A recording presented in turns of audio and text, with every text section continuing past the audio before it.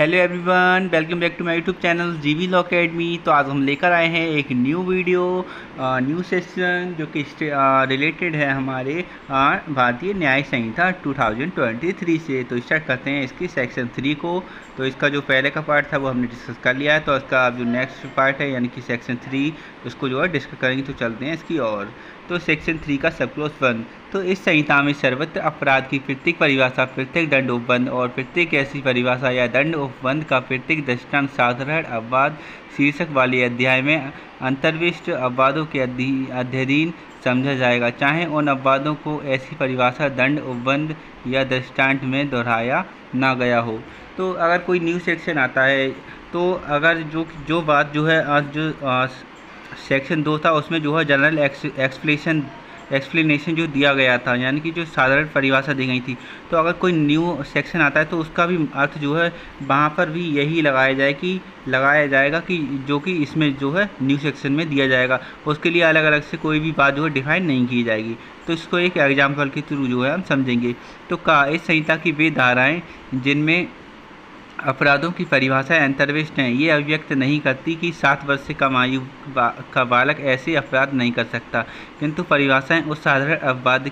के अध्ययन समझी जानी है जिसमें ये अवबंधित है कि कोई बात जो 7 वर्ष से कम आयु के बालक द्वारा की जाती है अपराध नहीं है। तो जो बच्चा, अगर कोई बच्चा है वो 7 वर्ष से कम उम्र का है, चाहे वो कोई सा भी क्राइम कर दे, वो जो है क्राइम नहीं कहलाएगा, यानी कि ऑफेंस नहीं कहलाएगा। तो ये बात जो हर सेक्शन में अलग अलग नहीं बताई जाएगी कि अगर कोई 7 साल का बच्चा है तो वो क्राइम कर दे तो वो क्राइम नहीं कहलाया जाएगा। तो इसको जो है एक ही जो है डेफिनेशन में जो है यानी कि सेक्शन 2 में जो है डिस्कस कर दिया गया, तो बस वहीं पर होगा, उसको जो है सभी सेक्शन में लागू किया जाएगा। तो इसका नेक्स्ट एग्जाम्पल है का एक पुलिस अधिकारी वारंट के बिना या को जिसने हत्या की है पकड़ लेता है। यहाँ का सदोष विरोध के अपराध का दोषी नहीं है, क्योंकि वह या को पकड़ने के लिए विधि द्वारा आवत था और इसीलिए ये मामला उस साधारण अपवाद के अंतर्गत आ जाता है जिसमें ये उपबंधित है कि कोई बात अपराध नहीं है जो किसी ऐसे व्यक्ति द्वारा की जाए जो उसे करने के लिए विधि द्वारा आवत है। तो इस प्रकार एक व्यक्ति को जो है एक मतलब जो है एक राइट था कि वह जो किसी व्यक्ति को पकड़ सके, और साथ ही साथ उसको जो है उसके ऊपर भी एक जो उसके ऊपर जो अधिकारी था उसके ऊपर राइट था कि वह जो ऐसा काम करने के लिए उसे दे, और उसने उसके अंतर्गत वो काम किया। तो इसको जो है हम सदोष अवरोध नहीं मानेंगे, क्योंकि उसको जो है उसका लीगल राइट था। तो प्रत्येक पद जिसका स्पष्टीकरण इस संहिता के किसी भाग में किया गया है, इस संहिता के प्रत्येक भाग में उस स्पष्टीकरण के अनुरूप ही प्रयोग किया गया है।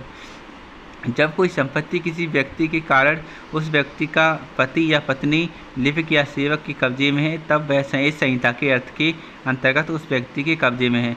जैसे मानो अगर कोई जो स्पाउस है यानी कि जोड़ा है, यानी कि चाहे वो पति हो या पत्नी हो, लेकिन अगर पति की अगर कोई प्रॉपर्टी नाम है तो वह पत्नी की भी कहलाएगी, और साथ ही साथ अगर पत्नी की अगर कोई प्रॉपर्टी है तो वह जो है पत्नी की भी कहलाएगी। तो क्योंकि वो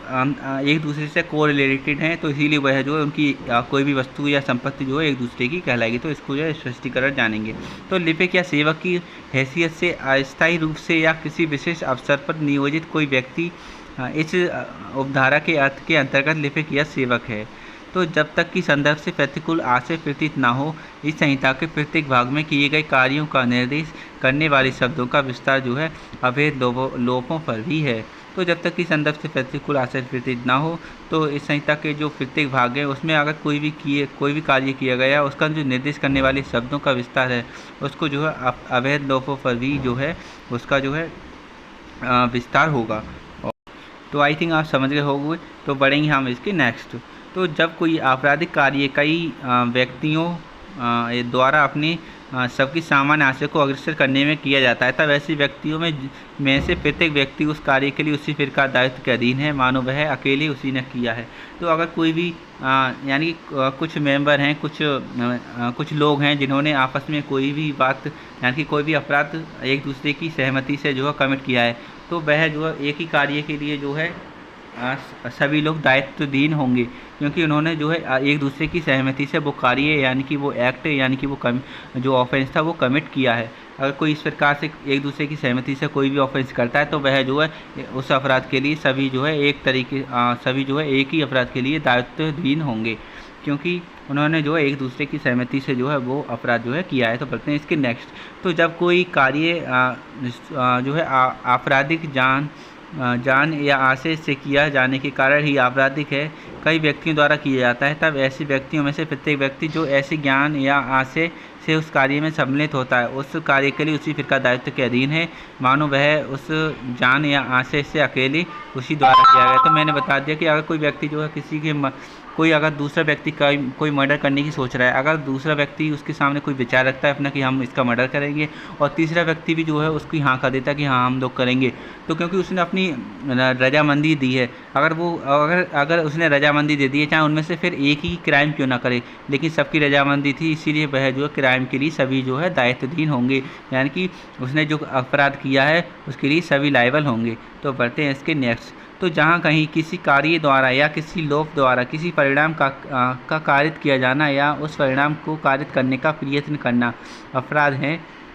वहाँ ये समझा जाना है कि उस परिणामता का अंशतः कार्य द्वारा अंशतः लोप द्वारा कारित किया जाना वही अपराध है। तो जहाँ कहीं किसी कार्य द्वारा अगर किसी लोप द्वारा किसी परिणाम का कारित किया जाना, यानी कि कोई व्यक्ति जो किसी की ड्यूटी है अगर लेकिन वो उस काम करने का लोभ करता है, अगर उसके द्वारा कोई भी अपराध होता है तो वह जो है अपराध की श्रेणी में ही आएगा और वह जो है अपराध जो है कहलाएगा, क्योंकि उसने जो अपने जो उसको कार्य दिया गया था उसका लोभ किया है, इसीलिए उसको जो है उसकी कार्य ना करने की वजह से जो है अपराध जो है कमिट हो गया, तो इसीलिए वह जो है अपराध की श्रेणी में है जो है आएगा। तो इसको दृष्टांत की ओर से समझते हैं। तो का अंशतः का या को भोजन देने का अवैध रूप से लोभ करके और अंशतः या को पीट कर जानबूझकर या की मृत्यु कारित करता है, का ने जो है हत्या की है। तो का अंशतः या को भोजन देने का अवैध रूप से लोभ करके, क्योंकि का को जो है या को भोजन देने का राइट था कि वह उसको जो है यानी कि ड्यूटी थी कि वह जो है उसको भोजन दे, लेकिन उसने नहीं दिया और उसने जो है या को जो है पीट दिया, जानबूझकर पीटा और उसकी जो है मृत्यु हो गई। तो उसको जो है हम कहेंगे कि उसने जो है उसकी हत्या की है, क्योंकि उसने अपनी ड्यूटी नहीं निभाई, साथ ही साथ उसको पीट भी दिया, तो उसने जो है अपराध किया है, उसने जो है जो अपराध है यानी कि क्राइम है, ऑफेंस है, उसको जो है कमिट किया, इसीलिए वह जो है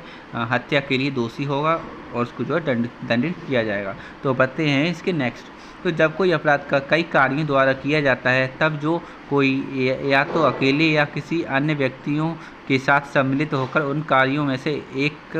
कार्य करके उस अपराध के लिए जाने में जानबूझकर सहयोग करता है, वह उस अपराध को करता है। तो जब कई व्यक्तियों द्वारा अगर कोई अपराध किया जाता है, तो अगर कोई उसमें जो है अपना सहभाग करता है यानी कि उसमें सम्मिलित हो जाता है, तो वह जो है उसको जो है उस अपराध को जो है ये समझा जाएगा कि उसने भी ये अपराध किया है, चाहे वास्तव में उसने अपराध नहीं किया हो, लेकिन अगर वह उसमें जो है सम्मिलित हो गया है तो यानी कि उसने अपनी सहमति दे दी है कि हाँ हम ऐसा काम करेंगे यानी कि ऐसा ऑफेंस करेंगे, तो वह भी जो है उस अपराध का दोषी माना जाएगा। तो उसको जो है एग्जाम्पल के थ्रू समझेंगे। तो का और खा पृथक पृथक रूप से और विभिन्न समयों पर या को विष की छोटी छोटी मात्राएं देकर उसकी हत्या करने को सहमत होते हैं। का और खा या की हत्या के आशय से सहमति के अनुसार या को विष देते हैं, या इस प्रकार दी गई विष की कई मात्राओं के प्रभाव से मर जाता है। यहाँ का और खा हत्या करने में जानबूझ का सहयोग करते हैं, और क्योंकि उनमें से प्रत्येक ऐसा कार्य करता है जिससे मृत्यु कारित हो जाती है, वे दोनों इस अपराध के दोषी हैं, यद्यपि उनने कार्य पृथक पृथक किए हैं। तो क्योंकि उन लोगों ने पृथक पृथक कार्य किया है, लेकिन उनका जो इंटेंशन था उसको मारने का वो सेम था, और साथ ही साथ उन्होंने एक दूसरे की सहमति ली थी, तो इसीलिए वह जो है क्राइम के लिए जो है दोनों लोग जो है दोषी होंगे। तो उसका नेक्स्ट एग्जाम्पल है का और खा संयुक्त जेलर हैं और अपनी उस हैसियत में वे एक कैदी या का जो है बारी बारी से एक समय में 6 घंटे के लिए संरक्षण बाहर रखती हैं। या को दिए जाने के प्रयोजन से जो भोजन का और खा को दिया जाता है, वह भोजन इस आशय से कि या की मृत्यु कारित कर दी जाए, प्रत्येक अपने हाजिरी के काल में या को देने का लोभ करके वह परिणाम अवैध रूप से कारित करने में जानते हुए सहयोग करते हैं, या भूख से मर जाता है। का और खा दोनों या की हत्या के दोषी होंगे, क्योंकि उनको जो है ड्यूटी थी कि वह जो है उसको खाना प्रदान करें, लेकिन उन्होंने अपनी जो है ड्यूटी नहीं निभाई, इसीलिए जो है उसकी मृत्यु हो गई। तो ये दोनों लोग हैं जो वह जो है अपराध के लिए लायबल होंगे, क्योंकि उन्होंने जो है अपनी ड्यूटी का जो है लोभ किया है, यानी कि अपनी ड्यूटी को नहीं निभाया है समय पर, तो उसके कारण से जो है उसकी जो डेथ हो गई थी, तो उसके लिए जो है वो लायबल होंगे। तो उसका नेक्स्ट है एक जेलर का एक कैदी या का संरक्षण बाहर रखता है, का या की मृत्यु कायद करने की आशय से या को भोजन देने का अवैध रूप से लोभ करता है, जिसके परिणामस्वरूप या की शक्ति बहुत क्षीण हो जाती है, किंतु ये क्षुधा पीड़न उसकी मृत्यु कायद करने के लिए पर्याप्त नहीं होता है। का अपने बस से च्युत कर दिया जाता है और खा उसका उत्तरवर्ती होता है। का से दुस्संधि या सहयोग किए बिना खा ये जानते हुए कि ऐसा करने में से संभाव्य है कि वह या की मृत्यु कायद कर दे या को भोजन देने का अवैध रूप से लोभ करता है, खा जो है भूख से मर जाता है। खा हत्या का दोषी है, किंतु का ने खा से सहयोग नहीं किया, इसलिए का जो है हत्या के प्रयत्न का दोषी नहीं होगा, क्योंकि उसमें जो है एक ने दूसरे व्यक्ति से जो है सहमति नहीं ली, यानी कि दोनों ने एक दूसरे के साथ समझौता नहीं किया कि हम इसको मारेंगे, तो इसलिए वो जो का व्यक्ति जो था वो उसके लिए लायबल नहीं होगा। तो जहाँ कई व्यक्ति किसी आपराधिक कार्य को करने में लगे हैं या संबंध है, वहाँ भी उस कार्य के आधार पर विभिन्न अपराधों के दोषी हो सकेंगे। तो जहाँ पर जो है अगर